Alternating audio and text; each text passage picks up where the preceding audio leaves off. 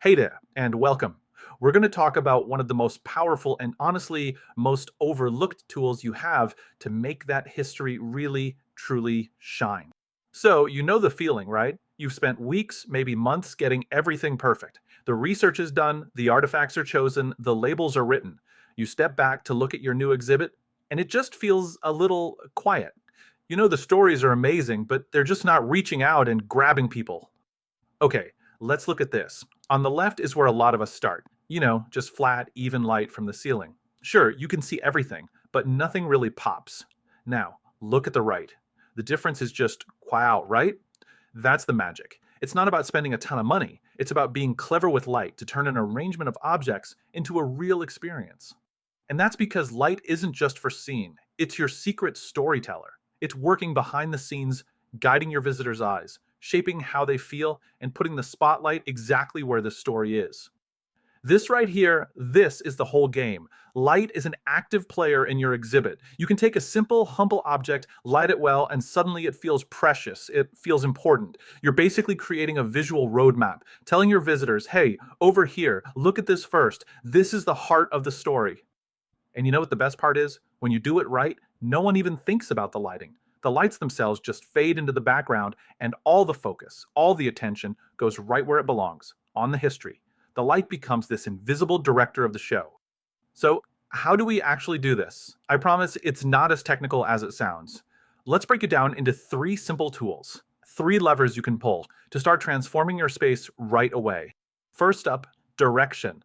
Honestly, just moving away from that straight down overhead light is a huge first step. The moment you angle a light, even just a little, you create shadows, and those shadows are everything. They're what show you the delicate weave in an old piece of fabric or the worn texture on a farmer's wooden tool. It's what makes these objects look and feel real. Next, let's talk about color temperature. Okay, this is a detail that's so easy to miss, but it has a massive impact on the entire mood of your exhibit. It's basically the feeling, the emotional quality of the light itself. So listen up, because this is crucial. For almost any historical exhibit, you want to use warm white light. It gives you that soft, inviting, almost cozy glow that just feels right for history. Cool white, on the other hand, can feel really harsh and clinical, almost like a laboratory, which can make your wonderful artifacts feel sterile and out of place. And our third tool is beam spread. This is just a fancy way of talking about how wide or narrow your light beam is. Think of it like this. You can use a wide beam to wash a whole wall in soft light, and then bam, you use a really narrow beam, like a little spotlight, to pick out your most important object. It's the perfect way to create that focus we were talking about earlier.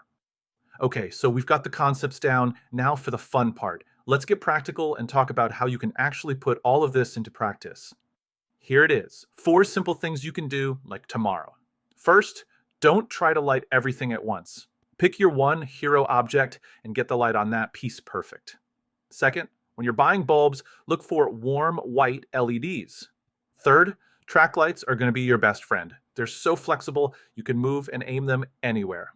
And last, a simple but important one, check for glare on your display cases and just tilt the light until it's gone. If you liked this video, sign up for my free newsletter at digitalhistoryresource.com. That's it. So I want you to remember this. You're not just a volunteer arranging stuff on a shelf. When you use light thoughtfully, you become a storyteller. You're the one bringing these objects and the histories they carry to life for everyone to see. So now you have the tools, you have the know-how. The only question left is, as you walk back into your museum, what amazing story are you going to choose to illuminate first?